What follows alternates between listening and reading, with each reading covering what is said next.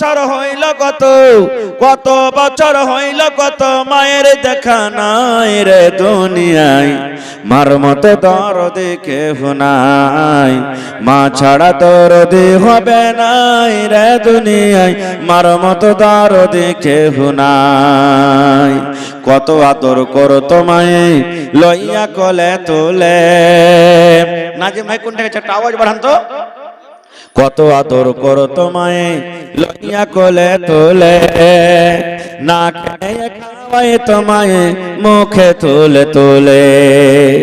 কত আদর করতো মায়ে লইয়া কোলে তোলে, না খায় খাওয়াই তোমায় মুখে তুলে তুলে। এ ভাই নাম যে বলে গেলেন না, বুকেতে জড়াইয়া মায়ে, বুকেতে জড়াইয়া মায়ে দিত হাত বোলাই রে দুনিয়ায়, মার মতো দরদি কেহ নাই, মা ছাড়া দরদি হবে নাই রে দুনিয়ায়, মার মতো দরদি কেহ নাই। আমি ব্যথা পাইলে দেখতাম মায়ের চোখে পানি, রাখতো সাদা কাছে কাছে ডাকতো জাদুমণি। আমি ব্যথা পাইলে দেখতাম মায়ের চোখে পানি, রাখতো সাদা কাছে কাছে ডাকতো জাদুমণি।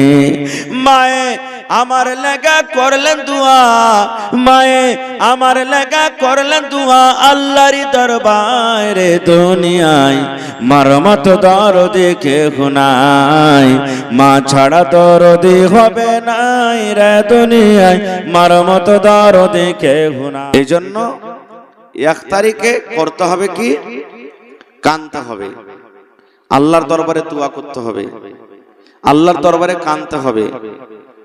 কেমন করে কাঁদতে হবে?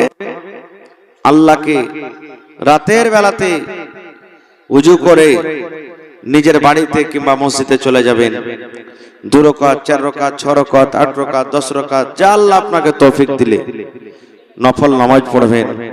আর নামাজের পর আল্লাহর কাছে দোয়া করবেন। প্রথমে দুরূদ সূরাতুল ফাতিহা পড়বেন, 2 নম্বরে দুরূদ শরীফ পড়বেন। তারপরে আপনি আরবি জানেন তো আরবি, না জানলে নিজের ভাষাতে আল্লাহকে ডাকবেন, আল্লাহর কাছে কাঁদবেন। কি বলবেন? আল্লাহকে, আল্লাহকে এভাবে ডাকবেন, হে রব্বুল আলামিন, আমি তোমার একজন গুনাহগার পাপী বান্দা আল্লাহজি। 2025 সাল শেষ হয়ে গেল, 2025 সালের শেষে শেষে আমার বয়স 25 বছর হয়ে গেল, 20 বছর হয়ে গেল, 50 বছর হয়ে গেল, 60 বছর হয়ে গেল, 45 বছর হয়ে গেল। আয় রব্বুল আমিন, এই 25 সালে কত আমি নামাজ ছাড়লাম তুমি জানো, আমি জানি না। কত রোজা ছেড়েছি তুমি জানো, আমি জানি না। কত মানুষকে কষ্ট দিয়েছি তুমি জানো, আমি জানি না। কত মানুষকে গায়েল দিয়েছি তুমি জানো, আমি জানি না। কত মানুষের চগলখড়ি করেছি, গীবত করেছি তুমি জানো, আমি জানি না। আয় রব্বুল আমিন, 2025 সালে নামাজ ভালোভাবে ঠিকঠাকে পড়তে পারিনি। আমার দ্বারাতে যত রকম সাগিরা কাবিরা জাহেরা বাতেনা গুনাহ হয়েছে, রব্বুল আমিন তোমার নাম হলো গফফার। আল্লাহ তুমি আমার জীবনের গুনাহকে তুমি maaf করে দাও। আল্লাহকে এরকম ভাবে ডাকবেন। আল্লাহকে যদি আপনি ডাকেন, আল্লাহ তাবারাক ওয়া তাআলা আপনার দোয়া কবুল করবেন, গুনাহ খাতাকে maaf করবেন। আল্লাহকে বলবেন, রব্বুল আলামিন 2026 সাল শুরু হয়ে যাচ্ছে, আল্লাহ আয় রব্বুল আলামিন 2025 সালে যত নামাজ আমার কাজা হয়েছে, জীবনে যত নামাজ ছুটে গেছে, 2026 সালে জেনে বুঝে যেন আল্লাহ আমার এক ওয়াক্তের নামাজ না ছুটে, কোন মানুষকে যেন আমি কষ্ট না দিই। আল্লাহ আমি রমজান মাসে ঠিকঠাক যেন রোজা রাখতে পারি, কোন মানুষের যেন গীবত না করে, কোন মানুষের যেন চগলখড়ি না করে। আয় রব্বুল আমিন, একমাত্র তোমারই ইবাদত বান্দাগি করে যেন আমি নিজের জীবনটাকে শেষ করতে পারি। আল্লাহ তুমি আর তৌফিক দাও। নবী আমার বলেছেন, আরে উম্মত তুমি এরকম ভাবে আল্লাহর দরবারে দোয়া করে যাও, এরকম ভাবে তুমি আল্লাহকে ডাকো। যদি আল্লাহর ডরে, আল্লাহর ভয়ে, জাহান্নামের ডরে, যদি জাহান্নামের ভয়ে, কবরের ডরে, যদি আল্লাহর ভয়ে চোখ দিয়ে এক ফোঁটা পানি ঝরে যায়, আল্লাহ রাব্বুল আমিন আপনার এই এক ফোঁটা চোখের পানির এত দাম আল্লাহ রাব্বুল আমিনের দরবারে আপনার জীবনের গুনাহকে আল্লাহ মাফ করে দিবেন।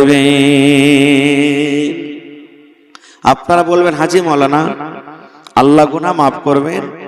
জি, যখন একটা পাপী মানুষ, গুনাহগার মানুষ আল্লাহর দরবারে যখন ঘুরে আসে, ফিরে আসে, তাওবা করে, কান্দে, কাটে, আল্লাহ তাবারাক ওয়া তাআলা লোকটার উপরে কত খুশি হয় জানেন?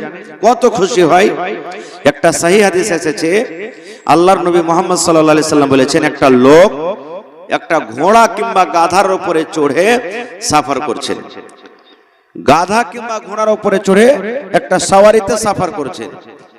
এবারে ওই সওয়ারির উপরে ওর পানি আছে, ওর কাপড় আছে, ওর খানা আছে, সবকিছু আছে। হাঁটতে হাঁটতে হাঁটতে কিছু দূর যাওয়ার পর লোকটা তখন আরাম করার জন্য একটা গাছের তলাতে হেলানা দিয়ে বসেছেন। লোকটা ঘোড়া থেকে ছেড়ে হেলানা দিয়ে গাছের তলাতে বসেছেন।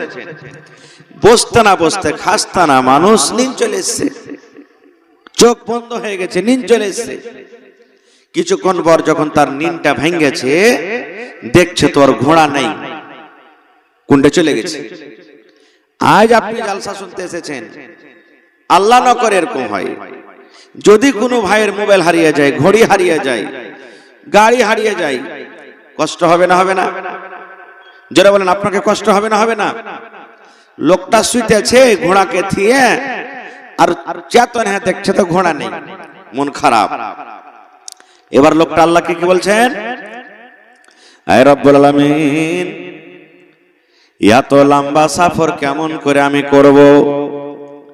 আশেপাশে কোনো গ্রাম দেখা যায় না, কোনো লোকজন দেখা যায় না, কোনো মানুষজন দেখা যায় না। কেমন করে বাড়ি যাব?